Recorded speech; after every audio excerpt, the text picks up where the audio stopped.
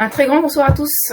Merci d'être présents à cette nouvelle session de webinaire pédagogique, décryptage, notamment avec justement Sébastien Racine, directeur adjoint de la gestion sous mandat chez Louvre Banque Privée, pour parler ensemble de justement la gestion sous mandat dans EasyV. Un énorme bonjour à toi, Sébastien. Bonsoir Imen, bonsoir à tous. Alors, sans plus tarder, on va partager tout de suite justement donc la présentation.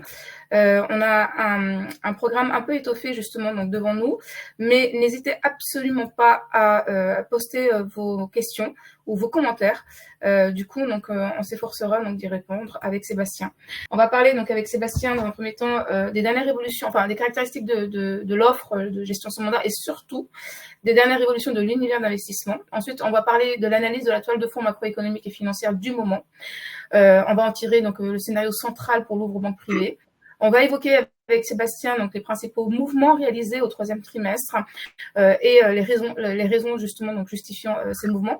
Puis on évoquera rapidement donc le bilan des performances de la gestion sous mandat à fin août 2023 pour le coup. Et enfin on rappellera rapidement, mais vraiment très rapidement, le dispositif de communication qui a été mis en place pour vous clients. Du coup, on commence par le début, à savoir donc les caractéristiques de l'offre. Et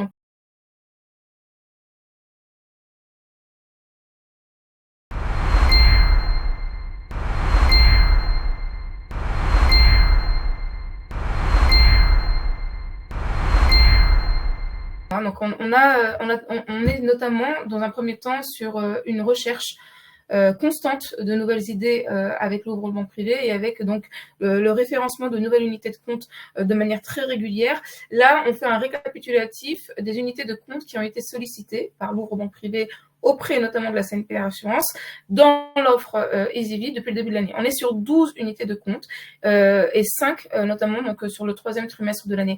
Qu'est-ce que l'on peut dire autour justement donc de ces nouveaux référencements, Sébastien ? Pour commencer, on peut rappeler que ça fait partie de notre travail, du travail de l'équipe multigestion. Donc multigestion, ça signifie trouver des nouveaux fonds en architecture ouverte sur l'ensemble du marché et puis suivre ces fonds bien sûr et proposer des arbitrages. Donc la première mission, c'est de trouver en permanence de nouvelles idées. Alors ce qu'on peut retenir des nouvelles idées référencées dans l'univers depuis quelques mois chez Easy Bourse, c'est tout d'abord que on a toujours cette volonté de continuer à ISRiser, le terme n'existe pas, mais être de plus en plus ISR. Je rappelle, on l'avait déjà évoqué lors du dernier webinaire client il y a 3 ou 4 mois, que depuis le 1er janvier 2023, les fonds commercialisés dans l'Union européenne sont classés selon 3 catégories, article 6, article 8 ou article 9, et ça vous donne quelques éléments d'information sur le côté ESG, environnement, social, gouvernance, ou pas, de ces supports d'investissement. Donc, un fonds qui vous dit qu'il est article 6, et ça, on le retrouve dans toutes les notices d'information, dans les prospectus, donc c'est une info qui est complètement publique. Donc, quand vous prenez sur la slide que vous voyez ici, un code ISIN, vous le tapez sur Google, vous trouvez le nom du fonds, vous allez avoir toutes les informations que vous voulez dessus, et vous pourrez voir s'il est article 6, article 8, article 9. Article 6 veut dire que le fonds n'est pas du tout ISR, ni dans le process, ni dans la construction du portefeuille. 8, il y a une approche ISR. 9, il y a une très forte implémentation ISR dans le process avec un vrai impact.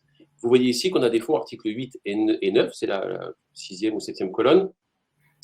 Donc, premier point, on a, depuis le 1er janvier, exclu tous les fonds article 6. Donc, on n'a aucun fonds considéré comme non-ISR dans notre univers d'investissement. Vous voyez ici des fonds articles 8 et 9. Alors, c'est bien beau d'exclure des fonds, puisqu'on en a déréférencé beaucoup l'an dernier, en fin d'année, pour respecter cette réglementation et pour respecter notre volonté d'être de plus en plus engagé d'un point de vue ESG. Et il faut ensuite remplacer et trouver des substituts. Donc, c'est ce qu'on a fait. Une bonne partie du travail de référencement que vous voyez à l'écran, ce sont des fonds Action Europe, actions euro, actions émergents qui sont très ISR ou des fonds obligataires. Là, c'est la deuxième partie. La plupart ont un engagement très marqué d'un point de vue ISR. Donc ça, c'est le premier point que je veux souligner. Ce que vous voyez à l'écran, c'est référencement de nouveaux fonds, de nouvelles unités de compte, comme on dit dans le langage d'assurance. est vraiment conditionné fortement par notre volonté d'aller toujours plus loin dans la gestion ISR. Et puis, vous avez également des fonds qui peuvent être article 8, mais un peu moins impactants et un peu moins engagés dans l'ISR, parce qu'on ne peut pas être 100% vert ou 100% ISR. Il faut quand même tout ça se calibre. Sinon, on ne fait plus que des éoliennes ou des obligations vertes et on ne fait plus rien d'autre. Et certains supports, comme celui que vous voyez au milieu, la Threadneedle American Small Cap, ce sont des actions américaines. Il y a une approche ISR, mais moins marquée qu'ailleurs, par exemple. Mais ça permet d'investir, si on le souhaite, et on l'a fait d'ailleurs, on le verra tout à l'heure, sur des actions, des petites capitalisations américaines. Vous avez également 2 fonds Eleva.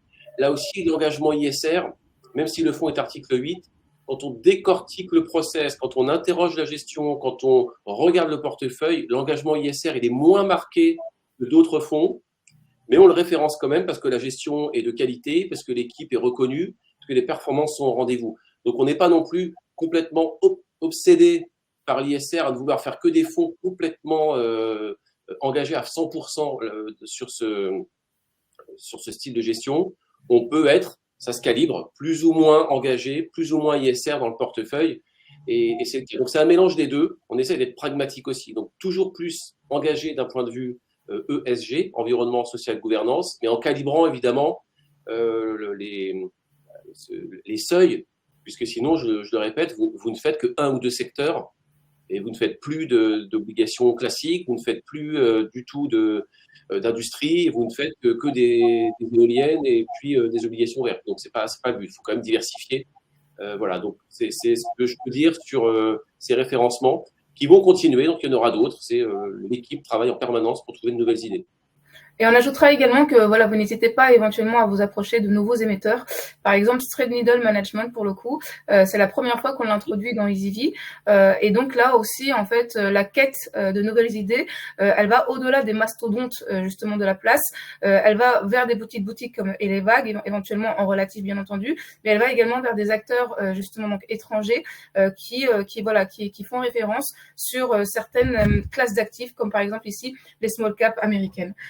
Du coup, ça nous amène éventuellement à indiquer concernant l'univers d'investissement les éléments suivants en termes de principales caractéristiques, et je vais te laisser commenter. La première chose, c'est qu'aujourd'hui, dans EasyV, en GSM, en gestion sous mandat, vous êtes sur 133 unités de compte. Et dans ces 133 unités de compte, vous êtes sur 129 SICAV et SCP gérés activement et sur 5 ETF. Je vais tout de suite laisser la parole à Sébastien concernant les ETF. Mais en tout cas, donc vous êtes également sur, bien entendu, une dominante unité de compte action, mais vous avez également de l'obligataire, vous avez du monétaire, du convertible et de l'alternatif. Et tout ça, c'est en architecture ouverte, donc répartie sur 33 sociétés de gestion. Alors tout à l'heure, tu disais, Sébastien, effectivement, que en fait, vous avez changé donc votre cap vers plus d'ISR, et notamment vous avez retiré un certain nombre d'ETF de l'univers d'investissement pour justement en mettre d'autres. Peut-être un mot là-dessus. Aujourd'hui, on se retrouve avec 5 ETF uniquement, mais a priori, le process de référencement n'est pas terminé. Non, exactement. Alors, il a fallu que l'industrie de l'asset management et des ETF, notamment, s'ajuste à tous ces changements. Donc, comme je le disais, on a déréférencé pour des questions d'ISR pas mal de supports d'investissement en fin d'année dernière, dont des ETF qui, comme ils répliquent parfaitement un indice, par exemple le S&P 500 aux États-Unis ou l'Eurostoxx 50 en zone euro, ce sont des indices qui ne sont pas engagés d'un point de vue ISR. Donc, le tracker, l'ETF, qui réplique ces indices, ne peut pas s'engager à être ISR puisqu'il réplique un indice qui ne l'est pas. Donc, on est en train de chercher des solutions. On a quand même référencé sur la slide précédente 2 ETF tout récemment. Donc, un sur l'obligataire avec une partie de green bonds, donc des obligations vertes à l'intérieur. Mais c'est pareil, on veut pas. C'est facile de référencer des trackers 100% green bonds, mais ça suppose qu'on va être géographiquement moins diversifié, puisque certains pays n'émettent pas d'obligations vertes. Et puis, ça signifie également qu'on va être sur des durations très, très longues, puisque souvent, les obligations vertes, ce n'est pas des émissions sur 1 ou 2 ans, mais sur 10, 15 ans. Donc, ça fait prendre des risques à nos clients en termes de sensibilité au taux d'intérêt. Plus vous investissez sur des obligations longues, plus vous subissez les variations de prix lorsque les taux bougent. Et puis, plus vous êtes green, moins sur l'obligataire, moins vous êtes diversifié géographiquement. Donc, on fait ça progressivement, on essaye de manière la plus pragmatique possible, en conciliant les deux, le financier et l'extra-financier. Donc, par exemple, on a référencé, on voyait sur la slide précédente, un tracker chez Amundi qui a entre 20 et 30% de green bonds. Vous voyez, c'est un mélange d'obligations classiques, c'est celui qu'on voit avant-dernière ligne. Amundi, EuroGov, les libellés ne sont pas toujours très jolis, mais le GRN que vous voyez, c'est green bond, mais en fait, vous avez à peu près 25-30% de green bond. Donc, ça permet d'être ISR sans être, encore une fois, complètement à 100% sur cette classe d'actifs, puisque ça entraînerait, c'est vrai, pour conséquence, une moindre diversification. Et puis, on trouve un peu trop de risques d'un point de vue financier. Et puis, autre tracker qu'on voit, c'est cinquième ligne ou quatrième ligne sur la slide précédente, c'est un BNP MSCI ESG IMU. Donc là, c'est un tracker qui réplique un indice zone euro, action zone euro IMU, donc ça veut dire zone euro en anglais, et ESG. Donc, engagé sur l'ESG, mais là aussi, c'est de l'ESG, je ne sais pas si on peut le qualifier comme ça, mais de soft, c'est-à-dire il y a des vrais filtres, des exclusions, il y a une attention qui est apportée à la sélection des titres à l'intérieur, mais sans aller vraiment à vouloir être avec un impact complètement 100% sur l'ESG. Et c'est ça qu'on a pu référencer. Et on travaille pour continuer. Donc, on va certainement référencer très prochainement un ETF sur le S&P 500 ESG, donc la version américaine ESG du grand indice SP 500. Et puis, on va également travailler sur un tracker marché émergent ESG également.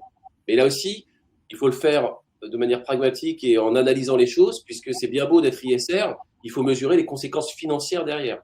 Si vous faites l'ESG sur les émergents et que vous vous retrouvez investi sur 3 pays, il y a un problème. Donc, on vérifie tout ça et on s'assure que, d'un point de vue financier, le tracker ou le fonds répond aussi aux attentes, évidemment, notamment de diversification. Du coup, un univers d'investissement durable qui va se focaliser bien entendu sur les fondamentaux financiers, mais sur les fondamentaux également extra-financiers, sous le prisme peut-être de 4 considérations, 3 en particulier, que sont d'abord le label ISR d'État français, éventuellement et marginalement le label Greenfin, le label Finansol. Également, donc la réglementation SFDR, on vient de le voir, qui va en parallèle avec la doctrine AMF. La doctrine AMF, justement, qui a également sectionné donc les fonds en 3 catégories, 1, 2, 3, qui justement donc correspond peu ou prou à l'article 8, 9 et à l'article 6 pour le coup donc de SFDR et les Globe Morningstar. Donc des filtres du coup qui vous amènent à avoir effectivement, comme tu l'as dit, des UC qui justement donc soit ont un de ces critères-là, soit combinent dans le meilleur des cas justement l'ensemble de ces critères. Et ça justement donc ce gisement donc durable, c'est ce qui va vous permettre de respecter les seuils d'investissement durable minimum que l'on a apposés au mandat donc d'arbitrage. Donc, c'est-à-dire qu'en fait, chacun des mandats se voit associé dans sa part unité de compte à une poche minimale d'investissement durable, qui est de 15% pour Easy Action 50, de 20% pour Easy Action 75, de 25% de Easy Action 95 et de 40% de Easy Action Citoyen. Un commentaire là-dessus, Sébastien, sur cette poche d'unité de compte? Oui. Alors, sur la première partie, vous voyez déjà la complexité des choses. Et encore, on a choisi que quelques critères. Mais entre les labels SFDR, l'AMF et Morningstar, c'est 3 choses très différentes. Donc, on essaye, comme tu le disais, Imen, de combiner tout ça. Là aussi, si vous vous restreignez à un seul de ces critères, vous voyez bien que vous liez un peu les mains, vous perdez en souplesse, en réactivité. Donc, en combinant ces facteurs, on arrive. Quand il n'y a pas de label, eh bien, le fonds, on vérifie qu'il a les globes. Quand il n'y a pas suffisamment de globes, il a le label. On vérifie également que l'approche AMF est respectée. Donc, je n'ai pas le temps de tout détailler, mais sachez que tous ces critères sont très contrôlés. Le label, c'est contrôlé par le ministère des Finances en France, en tout cas pour le label ISR. SFDR, c'est la Commission européenne. La doctrine AMF, c'est l'autorité des marchés financiers en France. Et Morningstar, donc là, c'est une source de données privée. Donc, Là encore, hein, si vous prenez un code ISIN, le code d'une UC que vous avez vu par exemple tout à l'heure, que vous avez en portefeuille, vous tapez sur Google, vous allez pouvoir trouver le nombre de globes Morningstar, quelle est l'approche AMF. Alors, il faut chercher un petit peu, hein, mais vous pouvez trouver tout ça. Donc, ce sont des informations publiques et on s'engage à les respecter en combinant, vous l'avez compris, ces facteurs pour pouvoir être à la fois ISR et avec de la souplesse. Et sur la deuxième partie, donc les seuils de durabilité, là aussi, alors c'est une nouveauté. Là aussi, c'est l'Union européenne. Hein, vous savez, ils sont champions pour créer des réglementations. Donc, l'Union européenne, depuis le 1er janvier 2023, impose à tout placement financier dans l'Union européenne de respecter, en tout cas de s'engager sur des minimums de durabilité qui peuvent être zéro, hein, mais il faut l'assumer. Vous dites à vos clients, je m'engage à zéro durabilité puisque c'est un sujet qui ne m'intéresse pas, mais au moins vous le dites. Et ce qui signifie que si vous prenez n'importe quel fonds ou tracker commercialisé et que vous cherchez un peu sur Google ou sur le site internet des sociétés de gestion, vous trouverez un minimum d'engagement entre 0 et 100% de durabilité. Ce qui veut dire que chaque fonds doit dire mon portefeuille tel qu'il est construit avec à l'intérieur des titres L'Oréal, Essilor, Adidas, je ne sais quoi. Le gérant du fonds et la société de gestion doit donner un niveau de durabilité de chacun de ces titres. Donc, avec des méthodologies, il est évident qu'une société qui construit uniquement des éoliennes, son business va être plus facilement considéré comme très durable, peut-être à 70-80%, que ArcelorMittal qui fabrique de l'acier.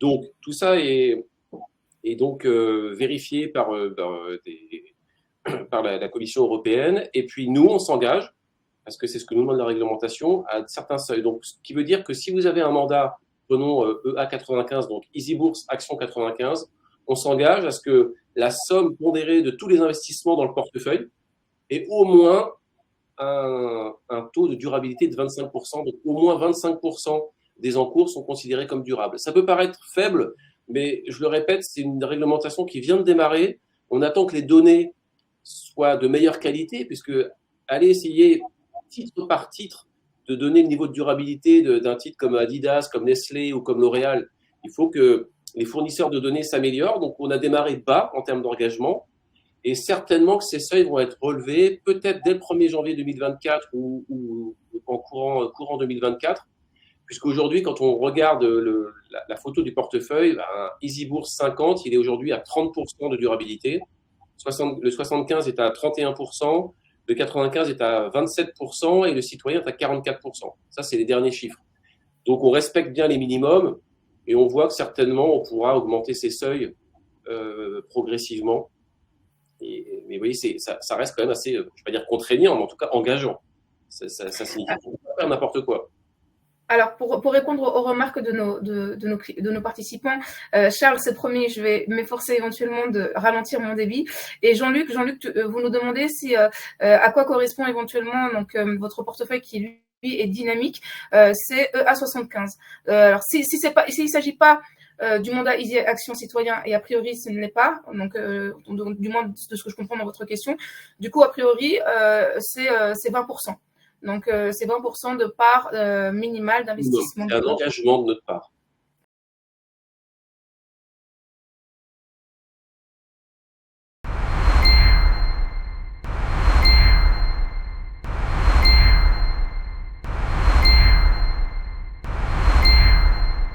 D'accord. Passons maintenant justement donc au volet analyse de la toile de fond macroéconomique, conviction financière, justement donc pour ensuite essayer d'extraire un peu les opérations que vous avez pu réaliser sur le 3e trimestre. Quels sont aujourd'hui les points clés de cette analyse que vous avez justement sur cette toile de fond macroéconomique et financière et finalement donc qu'est-ce que vous dégagez comme scénario central avec quelle conviction financière pour le coup à date? Alors, ça ne va pas vous surprendre, il y a un thème qui est partout depuis plusieurs mois maintenant, c'est l'inflation. Donc, le thème numéro 1, c'est l'inflation. Le marché ne regarde que ça, les marchés financiers, les investisseurs ne regardent quasiment que ça. Alors, pour rappel, pourquoi est-ce que le monde vit actuellement une période de forte inflation? La principale raison, c'est l'effet Covid, c'est post-Covid. Puisque, rappelez-vous, lorsqu'on était tous confinés et que l'économie s'est arrêtée, les États ont compensé la chute d'activité en distribuant beaucoup d'argent. Alors, c'était particulièrement vrai aux États-Unis, où le système de protection sociale est moins avancé, moins développé qu'en Europe. Donc, très concrètement, l'État américain versait des chèques, des virements directement aux employés qui ne pouvaient plus aller travailler, qui étaient au chômage partiel, technique. Et comme le système, je le disais, est moins social et moins développé qu'en Europe, l'État versait des chèques, etc. On l'a vu en Europe également, dans une moindre mesure, beaucoup de soutien budgétaire de la part des États pendant les différents confinements, puisque rappelez-vous, en plus, on en a eu plusieurs. Les entreprises, souvenez-vous des restaurateurs, les boutiques, etc., ont été beaucoup aidés avec de l'argent public. Des sommes astronomiques aux États-Unis, c'est des milliers de milliards de dollars de soutien budgétaire. Et le problème, quand vous êtes un budget, et ça c'est vieux depuis que l'être humain a inventé la monnaie, donc depuis maintenant quelques siècles, voire millénaires, on a toujours le même problème, c'est que si l'État dépense trop et que vous allez vous chercher de l'argent pour pouvoir financer vos dépenses, les taux d'intérêt montent, puisqu'on l'emprunte sur les marchés financiers. Donc ce qui a commencé à se passer au moment du Covid, c'est que les taux d'intérêt se sont envolés, puisque le marché a dit « Ouh là là, les États sont en train de dépenser beaucoup ». En plus de ça, les rentrées fiscales s'arrêtent. Il n'y a plus de rentrées fiscales ou beaucoup moins. Et quelle est la solution? Il n'y en a qu'une. Là aussi, c'est vieux comme le monde, depuis que la monnaie existe. C'est la planche à billets. Donc, ce qu'ont fait les banques centrales, c'est qu'elles ont créé de la monnaie et au lieu de l'injecter dans le système bancaire de manière classique, c'est ce que fait une banque centrale, hein, quand les banques veulent emprunter de l'argent pour prêter à vous, à moi, à tout le monde pour pouvoir financer des projets. La Banque centrale est là, c'est son travail. Là, elle a complètement changé sa mission. Elle a ajouté le financement des déficits publics. Donc, elle disait concrètement, les banques centrales, aux États, dépensez tout ce que vous voulez.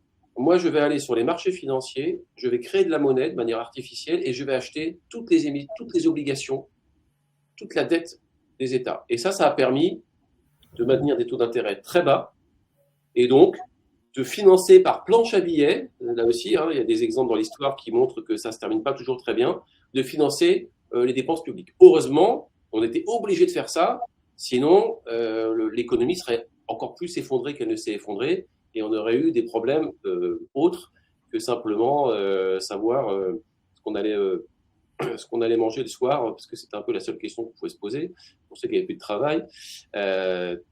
Voilà, donc on a eu heureusement cette création monétaire. Le problème, c'est que quand vous créez trop de monnaie et que l'économie redémarre, et c'est ce qui s'est passé, c'était un peu chaotique et ça a redémarré, vous vous retrouvez avec une surchauffe économique. Donc on a eu d'une part beaucoup d'argent qui avait été mis de côté par les ménages, puisque c'est bien beau de toucher des chèques, mais comme on ne peut pas aller au restaurant, pas voyager, quasiment rien acheter, ça c'est pour la plupart des consommateurs, ça a été placé sur ça a été épargné. Et donc quand on a réouvert l'économie fin 2020, surtout 2021, tout le monde a eu envie de dépenser. Donc il y a eu un choc de demande très très fort. L'économie a redémarré très très vite. Et en plus de ça, vous aviez encore des problèmes d'approvisionnement. Rappelez-vous, c'était compliqué, et encore aujourd'hui, de pouvoir trouver une voiture neuve, de trouver un four micro-ondes ou je ne sais quoi, même des vêtements à un moment. Et donc, le capitalisme et le système est comme ça, offre-demande, le prix s'ajuste. Donc, face à cette surchauffe, l'inflation a démarré, et de manière assez violente. Et deuxième effet qu'on a connu, deuxième événement, c'est l'Ukraine en Europe, où on a eu une chance, c'est arrivé en 2022, en gros, on nous a coupé de gaz. Donc, plus de gaz russe. Donc le prix du gaz s'est envolé avec les conséquences sur le prix de l'électricité. Donc on a eu, de manière quasiment, avec très peu de décalage dans le temps, d'abord le redémarrage post-Covid très rapide avec beaucoup d'argent dans le système monétaire et financier. Il y avait beaucoup d'argent par cette histoire de planche à billets. Et en plus de ça, le choc Covid. Donc, il y a aujourd'hui une seule question à se poser, et les banques centrales sont là pour ça, c'est est-ce qu'on va réussir à calmer l'inflation, et comment on le fait? Là aussi, il n'y a qu'une seule façon de le faire, c'est de refroidir la machine économique. Donc, ça peut paraître bizarre, mais si on prend les États-Unis où le taux de chômage s'était envolé après le Covid et est retombé à un plus bas niveau depuis 50 ans, autour de 3,5, 3,6%. Il faut que le taux de chômage remonte un peu. Vous avez certains marchés comme ça, certaines économies en surchauffe encore aujourd'hui, notamment le marché de l'emploi, où il n'y a pas assez de chômage. Donc, ce que sont en train de faire les banques centrales, elles disent, bon, écoutez, l'économie a vraiment redémarré très fort. Je parle au niveau mondial, bien sûr, notamment aux États-Unis et Europe. On va monter les taux d'intérêt pour contraindre la demande. Quand vous voulez faire un prêt pour changer de voiture, si les taux sont à 0,5% ou si les taux sont à 6%, c'est pas la même chose et donc ça fait ralentir la demande. Donc c'est ce qu'on est en train de vivre. Donc volontairement, c'est ça qui est assez incroyable, qui peut être difficile à appréhender et à conceptualiser, mais volontairement, les banques centrales font ralentir l'économie, États-Unis, Europe, mais au niveau mondial, pour ralentir la demande, pour que les prix arrêtent de monter, pour que le chômage remonte un petit peu, et à ce moment-là, une fois que l'inflation sera calmée, eh bien, elles pourront redémarrer, faire accélérer l'économie en baissant les taux d'intérêt. Et donc, on est sur un dilemme aujourd'hui, et les banques centrales marchent vraiment sur un fil, parce que vous voyez bien, soit la banque centrale est trop méchante, elle monte trop les taux d'intérêt, donc elle tue la croissance économique, mais elle arrive à calmer l'inflation, ou alors elle est trop gentille, elle ne fait pas suffisamment ralentir l'économie et l'inflation devient incontrôlable et vous avez le risque réel d'une boucle d'inflation salaire-prix, c'est-à-dire comme il y a 5%, s'il y a 5% d'inflation, les salariés vont demander 5% d'augmentation. Comme il n'y a pas beaucoup de chômage, ils sont en position de force, donc la boîte augmente les salaires de 5%. Pour financer ça, l'entreprise va augmenter ses prix de 5% pour garder sa marge. Et comme les prix augmentent de 5%, l'année suivante, on demande encore 5% d'augmentation de salaire. Donc ça, c'est l'un des pièges de l'inflation. Et les banques centrales, elles ont maintenant un historique très lointain. Elles ont une expérience, elles savent, en tout cas, elles estiment savoir comment faire. Et donc, comment faire? Il faut faire ralentir l'économie. Donc, on a connu depuis maintenant 12-18 mois une hausse spectaculaire, quasiment jamais vue depuis 100 ans, des taux d'intérêt. C'est extrêmement violent. Les taux directeurs, rappelez-vous, étaient à moins 0,5% en zone euro il y a 18 mois. Quand vous aviez un placement monétaire, ça rapportait moins 0,5%. Aujourd'hui, c'est à 4%. Aux États-Unis, ils étaient à 0,25%, ces taux directeurs et de placement monétaire, placement sans risque. Aujourd'hui, ils sont à 5,50%. Donc, conséquence, l'économie ralentit, l'inflation commence à ralentir, mais aujourd'hui, on n'est pas encore certain que le pari est réussi. Donc maintenant que j'ai dit ça, vous l'avez compris, donc c'est un combat entre l'inflation d'un côté et le ralentissement économique de l'autre. Et le scénario génial, ce serait un scénario où l'économie ralentit encore un petit peu, l'inflation se calme, on peut baisser les taux d'intérêt, ça repart, et ça c'est le monde idéal. Et le scénario catastrophe, il y en a deux, c'est l'inflation est incontrôlable, et dans ce cas-là, les banques centrales continuent de monter les taux, et l'économie ne tient pas le choc et s'effondre vraiment. On n'en est pas là. Aujourd'hui, on marche, je le disais, sur un fil, et il faut distinguer trois zones géographiques très, très rapidement. Et après, je répondrai à les questions. J'ai vu qu'il y avait une question.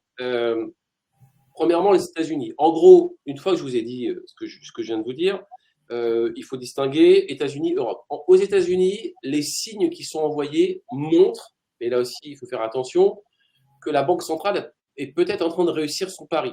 L'économie est en train de ralentir, l'inflation aussi, mais l'économie est encore relativement robuste, notamment parce que vous avez des plans budgétaires extrêmement massifs aux États-Unis, ce qu'on appelle les Bidenomics, du nom du président Joe Biden, puisqu'il met beaucoup, l'État fédéral américain met beaucoup d'argent dans le système pour la transition énergétique et pour la souveraineté sur un certain nombre de secteurs.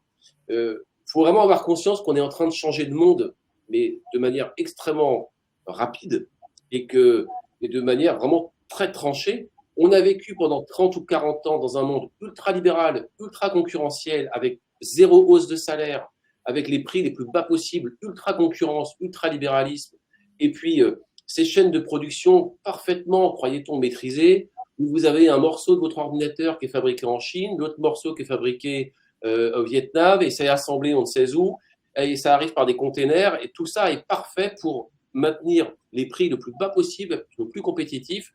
Le problème, c'est que quand il y a un grain de sable comme le Covid, tout se casse la figure.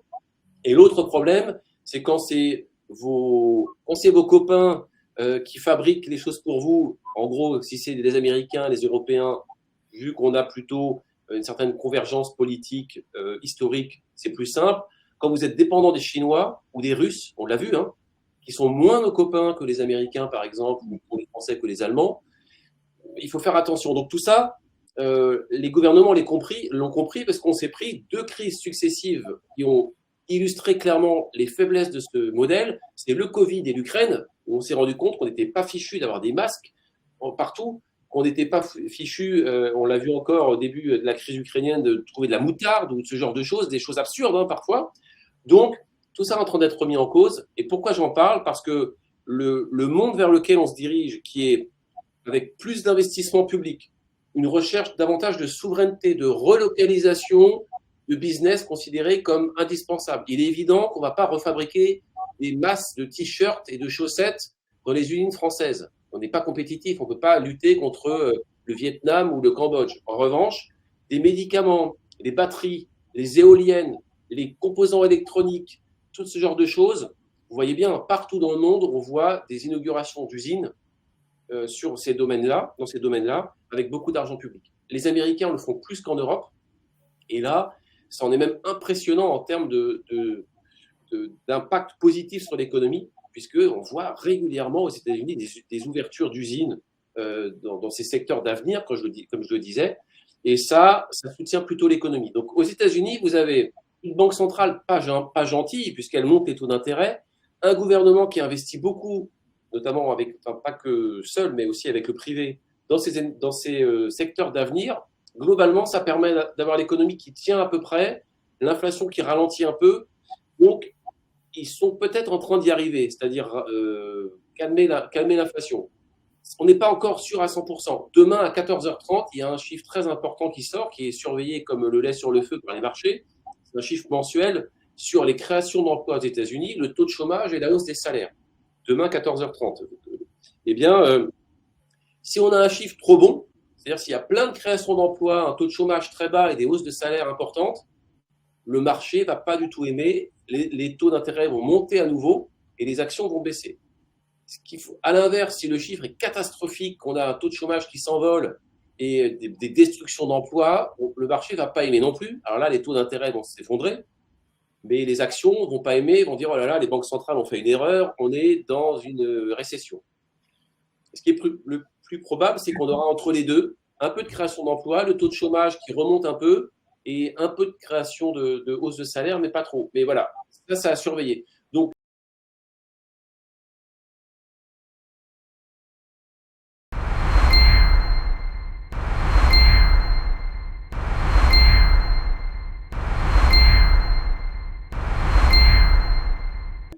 globalement, ce qu'il faut retenir, aux États-Unis, notre sentiment il est positif. Il est positif puisque l'économie va bien, ils investissent de manière intelligente dans les secteurs d'avenir. Et en plus de ça, ils ont l'air de commencer à résoudre le problème d'inflation. Donc, grosse préférence, et je mange déjà sur la slide suivante, grosse préférence pour les actions américaines dans les portefeuilles chez nous.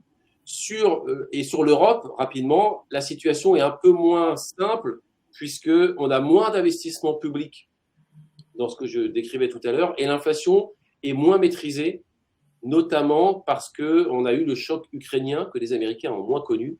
Et en plus de ça, on a un peu de latence dans les négociations salariales. On a un marché du travail en Europe qui est moins flexible. Donc on est en train, là, début 2024, les salariés vont demander des hausses de salaire pour répercuter l'inflation de 2023. Vous voyez, il y a un effet retardataire qui font qu'on peut avoir encore des hausses de taux de la BCE. Et puis surtout, l'économie, elle est moins dynamique en Europe. Donc, on préfère les États-Unis. On a vendu pas mal, c'est ce qu'on voit ici. Il y a quelques exemples. Si vous prenez les allègements qui ont été faits progressivement, ce qu'il faut retenir, c'est qu'on a allégé des fonds sur les actions européennes ou les actions de la zone euro pour renforcer des fonds sur les actions américaines. Ça, c'est le premier point. Deuxième point, on a sur les actions américaines vendu des fonds qui étaient couverts contre le risque de change et on s'est investi et on a renforcé les fonds non couverts contre le risque de change. Je m'explique. Quand vous voyez un petit H à la fin du libellé, donc par exemple, c'est au milieu, un petit peu en bas à droite, LB PAM ISR action US H. H veut dire hedge en anglais, ça veut dire couvert contre le risque de change. Donc quand vous avez une part H, vous ne subissez pas les évolutions du dollar et donc vous êtes gagnant quand le dollar baisse contre l'euro. Tout ce que je viens de vous dire est plutôt positif dollar, donc on avait une protection partielle contre une éventuelle baisse du dollar avec ces parts H. On les a vendues et donc maintenant les fonds sur lesquels on est investi sur les États-Unis, donc LBPAM, Action US, Alliance Bernstein, American Growth, Strand Needle, Small Cap US, tous ces fonds sont non couverts contre le risque de change. Ça veut dire qu'on est gagnant si le dollar monte. On pense que le dollar va monter contre l'euro, donc on n'a plus du tout aucune protection contre une baisse du dollar puisqu'on pense qu'il va monter. Donc c'est l'une des opérations qu'on a pu réaliser, renforcer les US. En plus de ça, 100% en dollars, plus aucune couverture sur le risque de change. Et sur l'Europe, on a allégé, vous l'avez compris. Alors, je vois parmi les questions, est-ce qu'il faut fuir les actions européennes? Non. Elles ont un gros avantage, les actions européennes, c'est qu'elles sont extrêmement sous-évaluées. C'est toujours pareil, c'est la difficulté de la gestion financière, c'est que les bonnes et les mauvaises nouvelles, je les connais, vous les connaissez maintenant, et les marchés les connaissent, les investisseurs les connaissent. Donc, c'est intégré dans les cours de bourse. Mais est-ce que c'est trop intégré ou pas assez? Le métier, c'est ça en fait. C'est pas de dire, oh là là, les États-Unis, ça va mieux que l'Europe. C'est est-ce que ça va continuer comme ça? Donc on pense qu'il y a encore quand même un potentiel de quelques mois où le marché américain et l'économie américaine devraient surperformer l'économie européenne, pour toutes les raisons que j'ai décrites tout à l'heure. Mais attention, il y a quand même beaucoup de mauvaises nouvelles sur l'Europe qui sont déjà intégrées dans les cours et les niveaux de valorisation sont très bas. Vous prenez, j'ai plus les chiffres les plus récents en tête, mais quand vous prenez les bénéfices moyens du marché action européen, des entreprises qui composent ces indices, et la valeur boursière de ces entreprises, le marché européen, il vaut 12 ou 13 fois ses résultats. Le marché américain, il vaut 19 ou 20 fois ses résultats. Donc attention quand même à ça, ces histoires de valorisation. Donc on est très attentif à ça, et il y aura certainement des opportunités à un moment de couper les actions américaines et de faire l'inverse, de revenir sur les actions européennes. On l'a vu l'an dernier, où quand il y a eu la guerre en Ukraine, les actions européennes sont tombées vraiment au fond du trou. Et à partir d'octobre 2022 jusqu'à avril 2023, elles ont surperformé de manière incroyable les actions américaines parce que le marché avait anticipé trop de mauvaises nouvelles. Donc c'est toujours un calibrage entre les deux. Mais à court moyen terme, il y a quand même, vous l'avez compris, une préférence pour les actions américaines. Donc voilà, en gros, ce qui a été fait, plus quelques arbitrages entre différents fonds qui se ressemblent. Je n'ai pas forcément le temps de détailler, mais vous voyez qu'un fonds comme Eleva Euroland a été introduit en portefeuille, par exemple. On a allégé Best Business Model. Ce sont deux fonds qui se ressemblent. L'un est un peu plus ISR que l'autre. On a allégé un petit peu le fonds Action Europe qui était très ISR, le Best Business Model, pour faire un peu de Eleva. Donc plutôt d'avoir tout sur un fonds 100% ISR, on fait moitié ISR et moitié un peu moins ISR, puisque je le rappelle, on est quand même là pour combiner les deux, le financier et l'extra-financier. Et c'est ce qu'on a pu faire, par exemple, lors de cet arbitrage. Il y en a d'autres comme ça qui ont été faits, parfois pour des raisons financières, parfois pour des raisons extra-financières.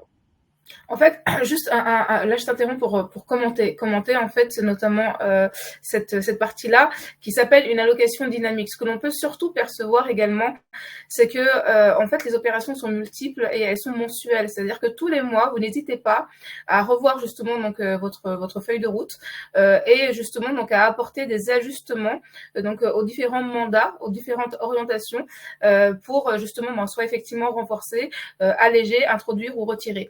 Donc c'est important là de l'avoir à l'esprit et c'est au-delà même effectivement du fond, c'est de dire que voilà vous êtes pas justement attentiste par rapport éventuellement à ce qui se passe, vous êtes au contraire très réactif et tentez justement donc de toujours voilà en fait apporter une certaine dynamique au portefeuille d'investissement. Il y a une question qui est posée. Oui, j'en ai. Pardon, Sébastien, je t'en prie, pardon. Effectivement, en fait, on est en tout une équipe de 25 personnes. allocation d'actifs, multigestion, assistant, etc.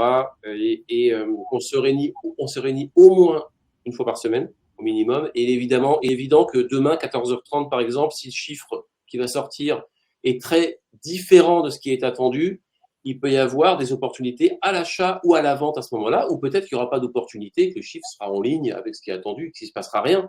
Et il est évident que quand le chiffre va sortir demain, s'il y a des choses à faire, on ne va pas dire on attend la semaine prochaine de se retrouver comme d'habitude tous les mardis à 9h.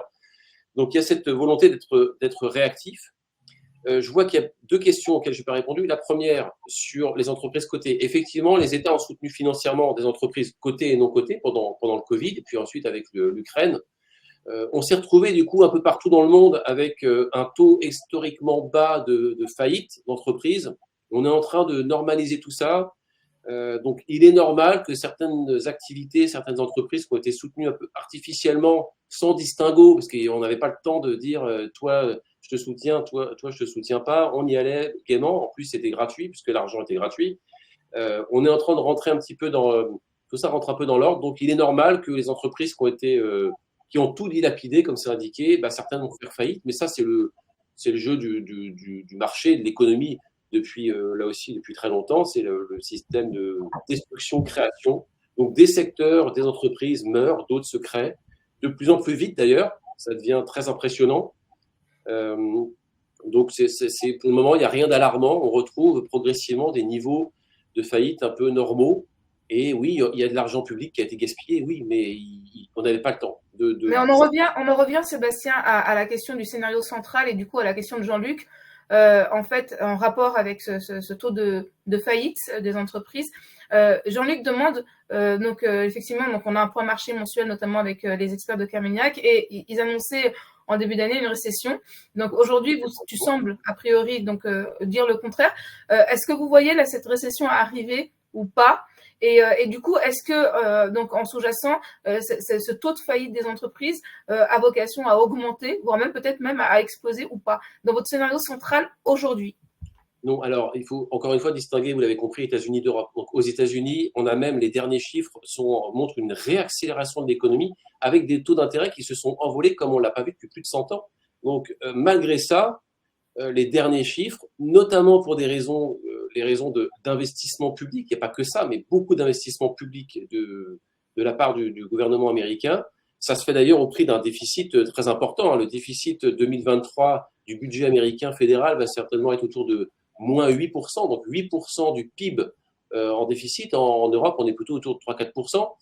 Les Français et les Italiens sont derniers, mais les Allemands et les Hollandais compensent. Donc au final, on a quand même beaucoup moins de déficit en Europe, mais au prix d'un déficit, les Américains sont en train de maintenir un niveau d'activité. Donc non, pour l'instant, les chiffres qu'on a aux États-Unis montrent qu'on a même presque une accélération à nouveau de l'économie, beaucoup moins importante, ça tourne moins vite qu'il y a 18 mois, ou quand les taux d'intérêt étaient à 0 ou 1%.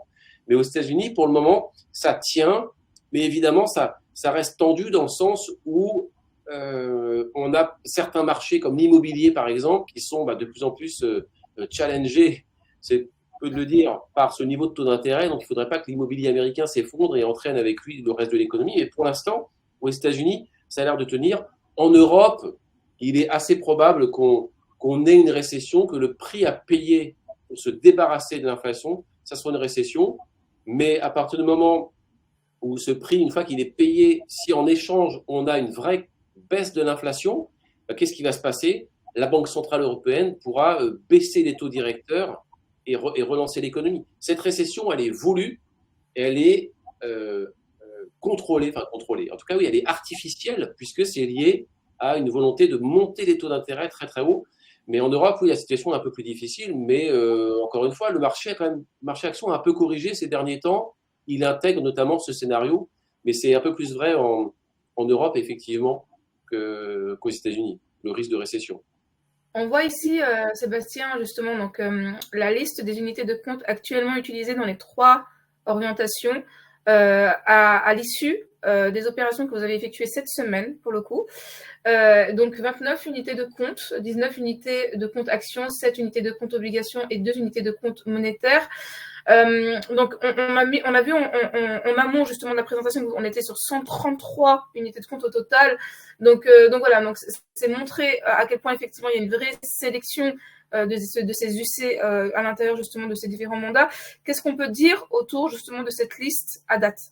Vous voyez que l'idée, c'est quand même d'être diversifié. Donc, sur les fonds actions, vous avez d'abord une diversification géographique, Europe, États-Unis, pays émergents. Et au sein même de chaque zone géographique, on peut jouer différents styles de gestion. Les small caps, par exemple. Le fonds Threadneedle, par exemple, permet d'acheter des small caps américaines qui ont fortement sous-performé depuis 18 mois. Elles ont vraiment connu une forte sous-performance. Au bout d'un moment, ça devient tellement délirant en termes de valorisation qu'on se dit on va commencer à investir dessus et on estime que le scénario qui se met en place, notamment du fait que selon nous l'économie américaine devrait encaisser ces hausses de taux et que l'inflation devrait progressivement revenir à la normale aux États-Unis, ça milite pour commencer à faire un petit peu de small cap américaine. On peut faire la même chose sur l'Europe où on a des fonds value, qui investissent sur des valeurs décotées, des fonds croissance qui investissent sur des valeurs de croissance, et en fonction des performances du scénario, on va renforcer plus l'un que l'autre. Donc, la première chose à retenir, c'est cette volonté d'être à la fois diversifié géographiquement et en style de gestion, et d'être réactif, puisque évidemment, si vous achetez tout, ça sert à rien d'acheter toutes les zones géographiques et tous les styles de gestion, sinon on sert à rien, tout le monde peut le faire. C'est d'arriver à arbitrer et de dire, voilà, j'ai X% de ceci, X% de cela, Y% de cela. Cette thématique-là a bien marché, je prends une partie des profits, je la mets sur une autre parce que dans mon scénario, il y a une possibilité de surperformance. Donc, c'est ce qu'on essaye de faire avec des arbitrages géographiques et en termes de style de gestion. Et sur l'obligataire, donc pour les mandats 75 et 50, vous avez une partie qui investit sur des obligations, donc sur des titres de dette qui ont connu la pire année en 2022 depuis très longtemps, puisqu'on a eu un choc obligataire très violent. Je rappelle que quand vous avez une inflation très forte, le marché obligataire s'adapte, le prix des obligations baisse, puisque ça vous protège pas contre l'inflation. Quand vous avez des prix qui montent et que vous avez une obligation qui vous rapporte 1%, essayez d'aller vendre une obligation qui vous rapporte 1% quand l'inflation est à 6%, le prix s'effondre de cette obligation, ça fait monter les rendements, et là on vous dit, ok, je suis d'accord pour acheter cette obligation dont le prix s'est effondré, dont le rendement était à 1, 2, 3, 4, 5, à 5%, ok, j'achète. Ça, c'est très important. Quand vous êtes investi sur l'obligataire, vous êtes sur de la dette avec des taux fixes, et quand le marché pense que l'inflation va continuer de monter, vous avez la valeur des obligations qui monte et qui baisse, pardon. Et c'est ce qu'on a vu l'an dernier. Donc, on conseille quand même de faire attention sur le marché obligataire. Après l'année 2022, horrible, 2023, c'est un peu mieux, mais ça reste à peine positif sur les performances obligataires. On doit gagner 1% sur l'obligataire, là où les actions sont plutôt à 7-8% de hausse, selon les marchés. Et là, on a également essayé d'être assez diversifié, de saisir des opportunités, tout en étant toujours plus ISR.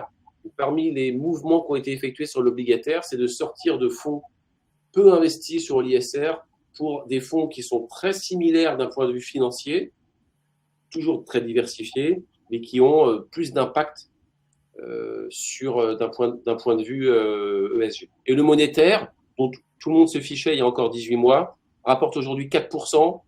On a décidé là aussi de diversifier un petit peu. Vous avez un fonds Ostrom, un fonds AXA. Ils sont globalement très similaires. Les performances sont très proches. Le monétaire, ça rapporte 4% en ce moment. 4% à partir d'aujourd'hui. Depuis le début de l'année, le monétaire gagne 2,3%, parce qu'en début d'année, les taux étaient plus bas. Aujourd'hui, il rapporte 4% sur une année pleine. La différence entre les deux, là aussi, c'est principalement l'ISR. Le fonds AXA est plus avancé dans l'impact ESG que le fonds de chez Ostrom. Donc, on a un peu les deux pour diversifier davantage et augmenter encore notre niveau de durabilité et notre gestion ISR. Entendu. Donc, on voit effectivement qu'au-delà des indicateurs sur la durabilité, on a des indicateurs également liés au rating financier, donc Morningstar, et au risque PRIPS. Donc, le rating financier, c'est quelque chose que vous considérez également, bien entendu, donc dans le cadre de cette sélection. Donc du coup, c'est toujours cette fameuse idée que c'est pas parce que justement on va vers le durable que pour autant on rogne justement sur la performance. Au contraire, l'idée c'est de trouver justement donc un équilibre entre les deux. Donc du coup, ça nous amène effectivement à parler de performance avant de éventuellement évoquer les dernières questions de nos clients. Donc, performance à fin août 2023, qu'est-ce que tu peux nous dire, Sébastien, là-dessus? Bon, vous pouvez voir qu'après une année 2022 un peu difficile sur les marchés, mais on a quand même dû encaisser l'invasion russe en Ukraine et le choc inflationniste sur l'énergie et l'électricité, notamment en Europe l'an dernier. Donc, et la forte hausse des taux d'intérêt. Donc, on a un phénomène de soulagement quand même en 2023. Les choses vont un peu mieux. On a encore des challenges. Le principal, hein, c'est ce que je dis depuis le début, au risque de radoter un petit peu, c'est la capacité des banques centrales à maîtriser l'inflation sans plonger les économies dans une récession. Ce qu'on peut voir, c'est que globalement, la partie action fait mieux que l'obligataire. Donc, plus vous avez d'actions entre le 50, 75, 95, c'est le poids moyen en actions. Hein. Donc, un Easy Bourse Action 50 veut dire qu'en moyenne, il y a 50% d'actions et le reste, c'est de l'obligataire, du monétaire. Là, plus vous avez d'actions, plus la performance est bonne, puisqu'on était plutôt porté cette année par les marchés actions. Ce qu'on peut dire également, c'est que sur les chiffres de septembre, alors je ne peux pas encore les communiquer de manière écrite puisqu'ils ne sont pas encore validés. On est dans des contrats d'assurance vie, hein, donc on n'est pas. C'est important aussi de rappeler qu'on peut être réactif, c'est ce qu'on essaye de faire.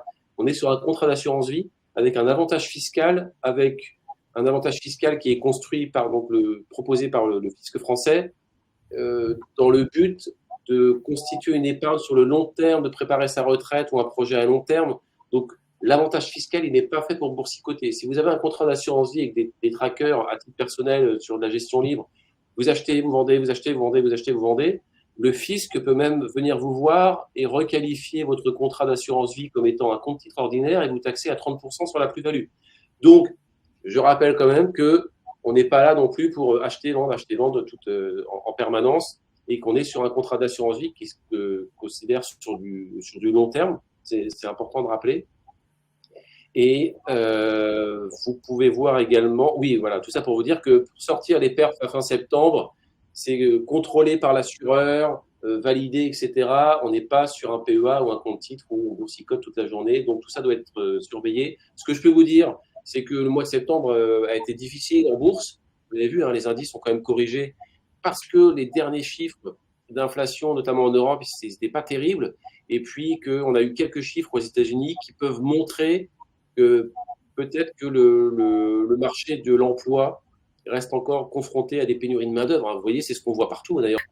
Il faut surveiller un peu tout ça. Et les derniers chiffres ont montré qu'on avait peut-être toujours des pénuries de main-d'œuvre aux États-Unis et le marché n'a pas tellement aimé. D'autant plus que les banques centrales, elles ont parlé il y a 2 semaines. Donc, Christine Lagarde en Europe, Jérôme Powell aux États-Unis. Le ton n'était pas hyper sympa. Mais leur discours, c'est presque de la psychologie collective. Il faut que les banques centrales inculquent à tous les acteurs économiques, c'est-à-dire vous, moi en tant que consommateur, les entreprises et les patrons en tant que ceux qui nous payent à la fin du mois, il faut qu'ils inculquent dans leur esprit, dans notre esprit, que l'économie va ralentir si on continue à avoir de telles augmentations de prix et de telles augmentations de salaires, puisque, alors ça dépend d'un secteur à l'autre, mais globalement, on a des hausses de salaire qui sont encore autour de 4-5% en moyenne en Europe ou aux États-Unis là sur une année. De prix également parce que les entreprises veulent maintenir leurs marges et disent de toute façon l'économie continue de tourner donc je peux monter mes prix, je m'en fiche. Donc les banques centrales elles sont pas sympas dans le discours pour que collectivement patrons, entreprises, salariés, consommateurs, on se dise bon, allez on va un peu se calmer. Et parce que l'inflation, ce n'est que de la psychologie collective. Et ce discours pas très sympa de la semaine dernière, oui, globalement, il a un peu pesé sur les indices en septembre. Ce qu'on a fait dans les portefeuilles aussi, c'est qu'on a encore augmenté un peu le poids du cash. Donc, je vous ai dit tout à l'heure qu'on avait une préférence pour les actions américaines par rapport à l'Europe, vous avez compris. On a une préférence pour le dollar, puisqu'on n'a plus aucune couverture contre la baisse du dollar, puisqu'on pense qu'il va monter. Et on a également un peu de liquidité. En plus, ça rapporte 4%, c'est pas mal. Si les marchés continuent de baisser, on va remettre du carburant, on va acheter des actions et renforcer le poids action. On commence à avoir des thématiques sympas sur lesquelles revenir. Donc, on surveille un petit peu tout ça. Est-ce que tu veux ajouter quelque chose au-delà de tout ce qu'on a pu se dire? Juste rappeler, tu parlais des rapports de gestion. Oui. Je l'ai déjà dit, hein, mais ils vont évoluer. On y travaille pour intégrer beaucoup plus de données extra-financières. C'est facile de donner une performance boursière, de dire que cette action elle est américaine, européenne ou chinoise, dire que tel fonds est durable à 38%, qu'il intègre, qu'il émet en moyenne 318 tonnes de CO2 par million d'euros de chiffre d'affaires, les chiffres demandent quand même à être vérifiés. Donc, il y a un gros travail sur la donnée. On ne veut pas vous communiquer des chiffres extra-financiers qui ne seraient pas vérifiés. Et sur certaines données, je pense à la biodiversité, on travaille sur, par exemple, des données chiffrées d'impact négatif de biodiversité de nos investissements. On travaille également sur la trajectoire net zéro de réchauffement climatique. Est-ce que nos portefeuilles suivent la trajectoire dans laquelle la France s'est engagée avec les accords de Paris de 2015? Tout ça, on y travaille. Les données sont parfois farfelues encore aujourd'hui. Donc, on ne veut pas vous fournir des données qui ne seraient pas vérifiées. Et il y a d'énormes progrès qui sont accomplis par les émetteurs de données, les fournisseurs de données, mais ce n'est pas encore suffisamment qualitatif et fiable pour qu'on puisse communiquer dessus, mais on y travaille. Sur le CO2, par exemple, et la trajectoire net zéro sur le réchauffement climatique, les données sont de plus en plus qualitatives, meilleures, et on devrait pouvoir communiquer bientôt dessus. Et voilà. Sachant qu'on a déjà un reporting extra-financier aujourd'hui dans l'offre EasyV, avec justement le mandat Easy Action Citoyen. Pardon ? Ça va s'améliorer, ça va évoluer. On est réfléchi. Donc voilà, tant mieux. Ça permettra à nos clients justement donc de se forger une opinion beaucoup plus concrète justement donc de ces indicateurs de performance, à la fois bien entendu financiers et extra-financiers pour le coup. Moi j'ai une requête à formuler auprès de nos participants, auprès de nos clients qui verraient éventuellement ce replay. C'est n'hésitez absolument pas à formuler éventuellement voilà vos requêtes autour de ce que l'on vous propose justement, donc autour par exemple de ce webinaire. Donc on le conçoit effectivement pour vous. On essaie justement de vous montrer un peu ce qui nous semble à nous pertinent de montrer tout simplement avec Sébastien pour le coup concernant la gestion de ce mandat. Mais si vous voulez éventuellement voilà envisager d'autres éléments d'information, n'hésitez pas à nous les formuler ou alors même à nous poser vos questions éventuellement en amont et on s'efforcera d'y répondre. Encore un énorme merci à Sébastien. Et puis voilà, et donc on vous donne rendez-vous le trimestre prochain pour une nouvelle session de décryptage donc de la gestion sous mandat dans EasyV. Très très bonne soirée à tous, très bonne soirée à toi Sébastien.